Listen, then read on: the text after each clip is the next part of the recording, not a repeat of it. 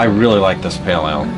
Thank you. Yeah, we want to Really. We're The really Kolsch is good too. The- But Kolsch always sells when I went down. no, Always. always. it's a gateway. It's an easy If sell, people too. aren't necessarily into craft beer, that's where we start with the Kolsch. Oh yeah. Keeping moving down the line, the third one is the IPA.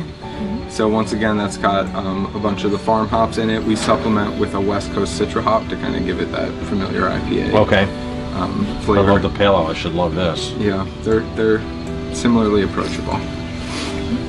Kind of bringing it back, you know, craft beer once again kind of got into like an arms race with itself in regards to IPAs, where it was like off the map bitterness, off the map ABV, and so we're kind of trying to bring it back to a traditional English pale ale, which is like a balance between the malts and the hops, as opposed to the West Coast, which is like Hoppy. as hoppy. No, yeah. I don't really like IPAs that much, and I really like that IPA. Well, thank you.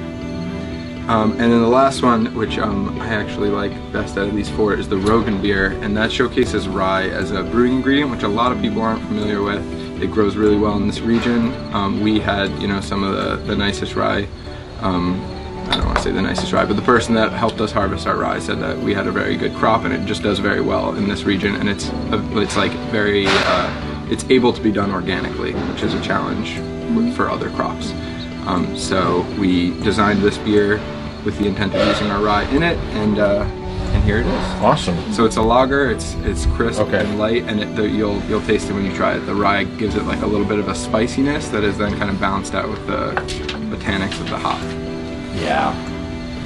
And so it's unique, but it's still approachable, and it's really truly, you know, from this region, and it's different than other regions. A lot of beers are either mimicking Europe or the West Coast. This is one that I feel like is really like a northeastern beer, which there aren't too many of them. What we have perennially available is the Kolsch, the Pale Ale, the IPA.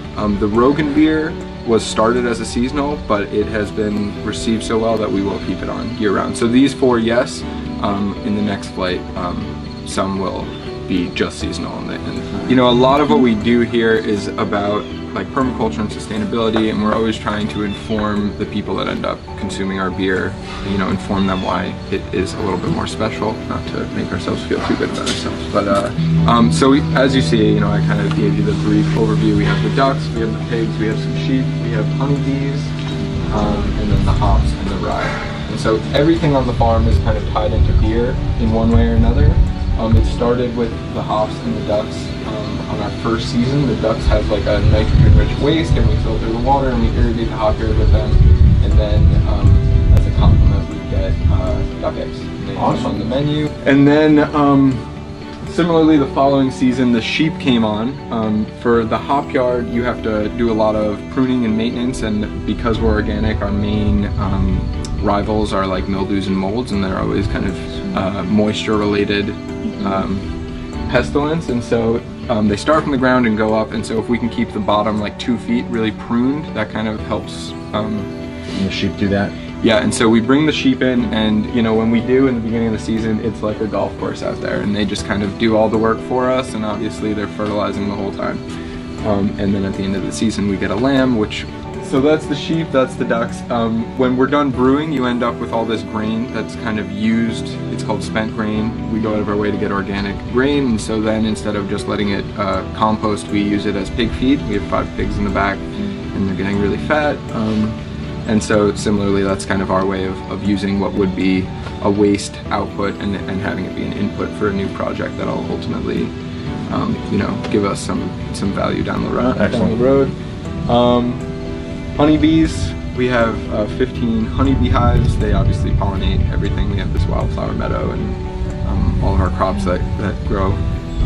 So the honeybees put in work and help us, and then obviously we get honey, which we sell on our merchandise shelves, and then also we're getting ready to do a honey porter, and down the road we'll do a honey Hefeweizen and use it as a brewing ingredient. Yeah.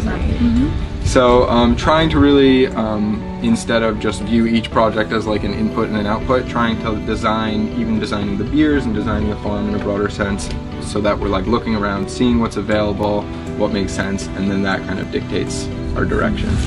It's kind of a more sustainable, more traditional model. Very cool. Less waste.